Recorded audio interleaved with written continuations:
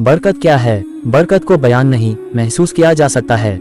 जब आप आमदनी व अखराजात के हिसाब किताब के चक्कर में पड़े बगैर और बिना किसी फिक्र व टेंशन के अपना किचन चला रहे होते हो तो उसे बरकत कहते हैं। फिर चाहे आपकी आमदन 1 लाख हो या चंद हजार, इस सबसे बड़ी तसल्ली दिल का इत्मीनान होता है जो कि बड़े बड़े सखियों और सरमायादारों को नसीब नहीं होता। अगर बरकत देखनी हो तो सख्त गर्मियों में किसी मजदूर को रोटी खाते वक्त देखिए।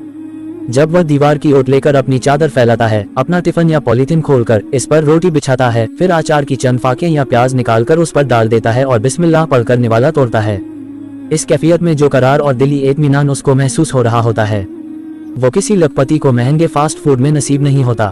बरकत की एक सूरत ये भी है कि अल्लाह ताला आपको और आपके घर के अफराद को किसी बड़ी बीमारी या मुसीबत से महफूज रखता है। इंसान अस्पताल और डॉक्टरों के चक्करों से बेजार रहता है, यूं उसकी आमदनी पानी की तरह बढ़ जाने से महफूज रह जाती है।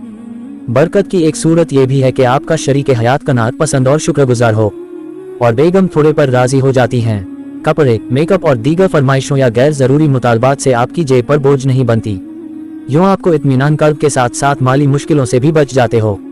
बरकत की एक सूरत यह भी है कि आपको अल्लाह ताला ने नेक और शुक्रगुजार औलाद अता की है। वो अपने दोस्तों की देखा देखी आए दिन आपसे नई नई फरमाइशें मसलन मोबाइल, कपड़े, जूते वगैरह नहीं मानते बल्कि शुक्रगुजार और शाकिर रहते हैं। बरकत का ताल्लुक मादी ज़राई के बरक्स अल्लाह ताला की गैबी आमद से है। ऐसी गैबी आमद जो न सिर्फ आपके कल्ब को इत्मीनान दे बल्कि आपकी ज़रूरियात भी आपकी आमद के अंदर पूरी हो जाए। ये तो थी माल और आमदनी में बरकत। इसी तरह वक्त और जिंदगी में बरकत होती है।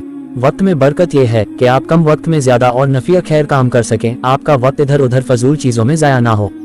इसी तरह उम्र में बरकत यह है कि आपकी जिंदगी बुरे कामों में खर्च ना हो रही हो बल्कि अच्छे कामों में सर्फ हो रही हो। कम कमाना, ज्यादा अफराद में पूरा पड़ जाना भी बरकत है। आपकी कम मेहनत का फल ज्यादा आमदनी या पैदावार की सूरत में देखना भी बरकत है। ऐसे काम जो 1000 में होता हो वो आपका बरकत से कम में हो जाता है। बरकत को मंतकी तरीके से नहीं समझा जा सकता, ये कुदरत का एक राज है।